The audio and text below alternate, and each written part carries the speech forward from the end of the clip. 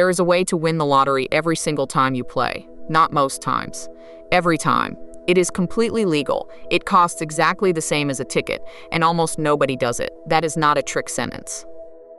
By the end of this video, I am going to show you the exact number it pays, and it is larger than most people expect.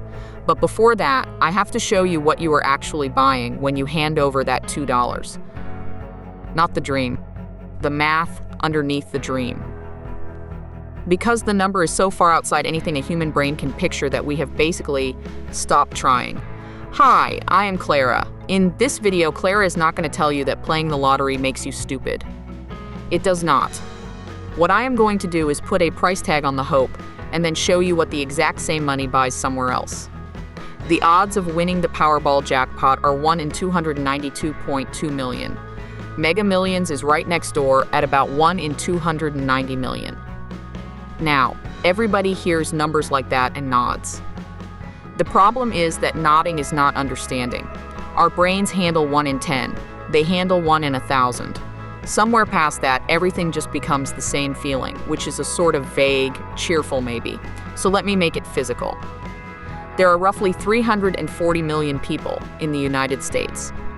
Winning the Powerball jackpot is very close to this. Someone picks one single human being, at random, out of every man, woman, and child in this entire country.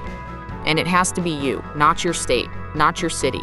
You, specifically, out of everyone. That is the product. That is what is printed on the ticket, just in a font nobody reads. Odds are abstract, time is not. So let us convert one into the other. Say you buy one ticket every single week, faithfully, and you never miss. 52 tickets a year. How long would you have to keep that up before the math says you would win the jackpot once? 5,619,000 years.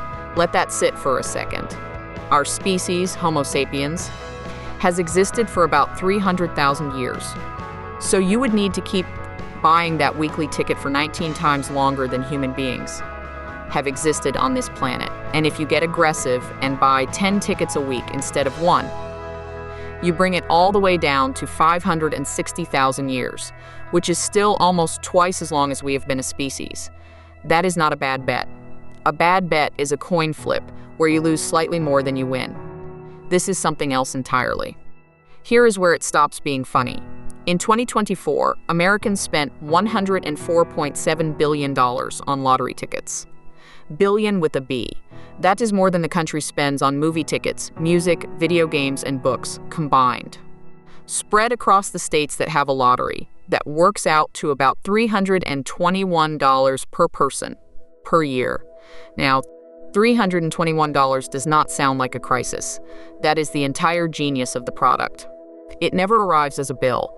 It arrives as $2 on a Tuesday, $5 on a Friday, a scratch ticket at the gas station, because the line was long and it was right there.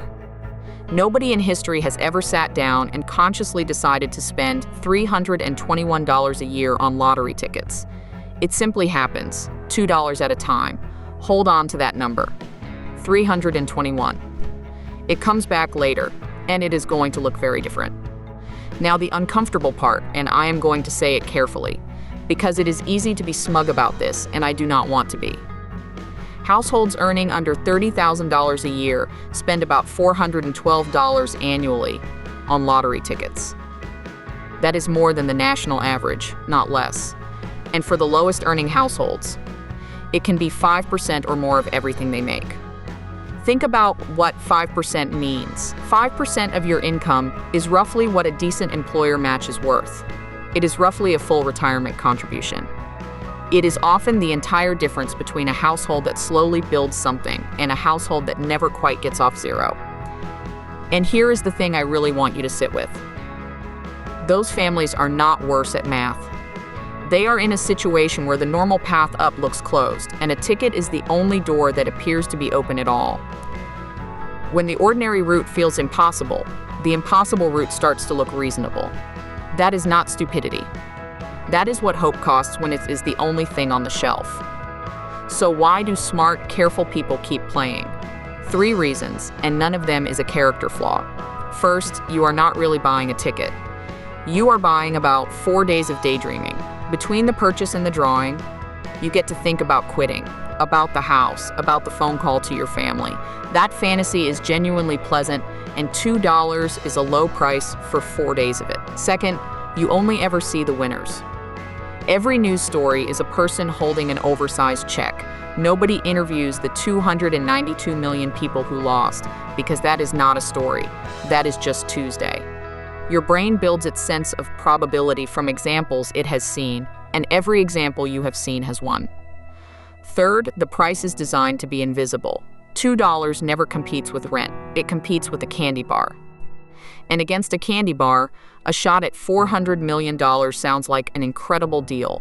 None of that is irrational. It is just aimed at the wrong target. Now, someone always says it, so let us handle it. What about scratch tickets? The odds there are way better. They are. On a lot of scratch games, you might win something around 1 in 4. That sounds enormously better than 1 in 292 million, and it is. But look at what you actually win. You put in $5 and you get 2 back, and the game calls that a win. You are not winning. You are losing more slowly while being congratulated for it. And that is exactly the danger, because it works on the brain far better than the big draw does. The small payouts arrive often enough to keep you playing. Almost never luck, and the whole thing is engineered so the wins feel frequent and the losses feel like almost. The jackpot game takes your money once a week.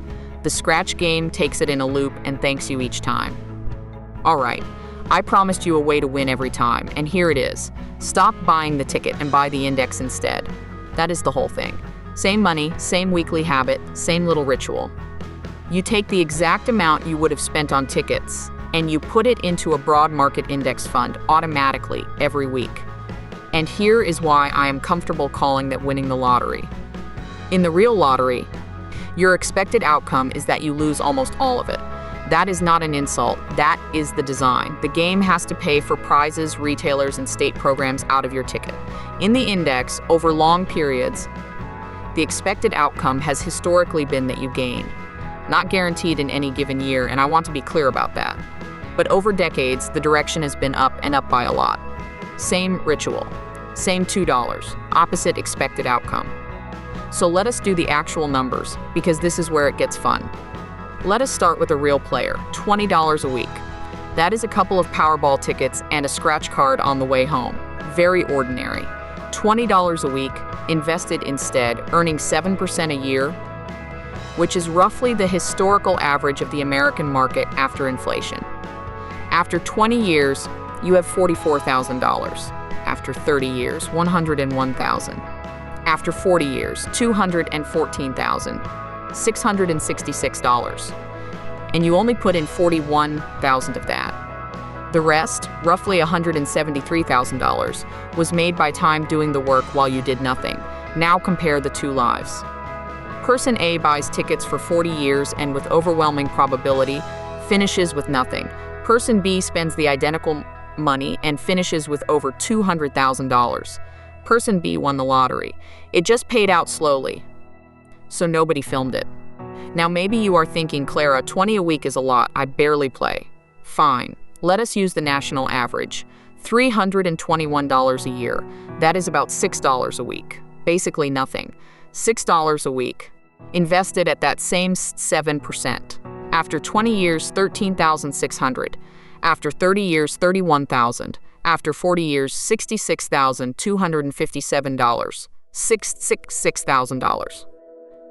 From the amount you already spend without noticing.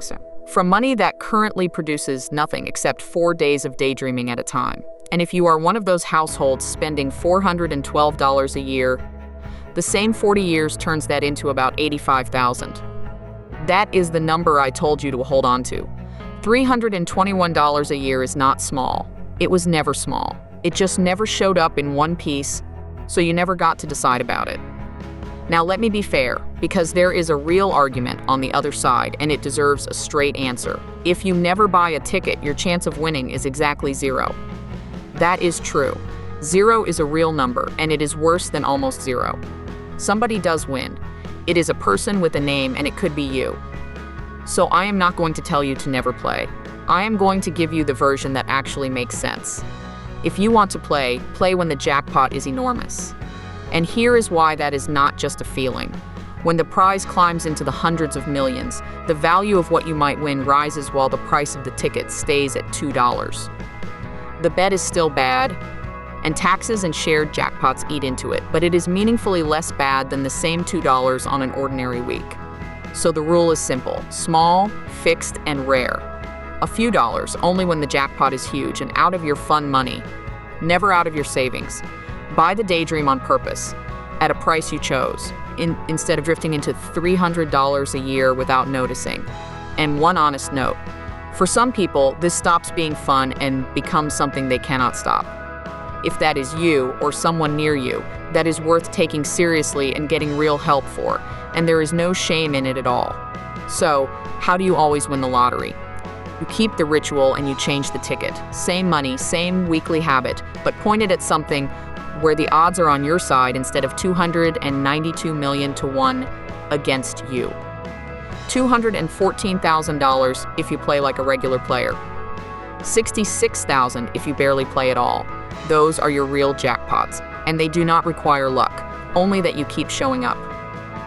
And if you still want the daydream once in a while, buy it deliberately, when the prize is enormous, with money you already decided to lose. If this was useful, subscribe, because the next one is about the other side of this coin. The people who do win big, and why so many of them are broke again within a few years. Now, be honest with me in the comments. How much do you actually spend on tickets in a month? No judgment here, I just want to see the real numbers.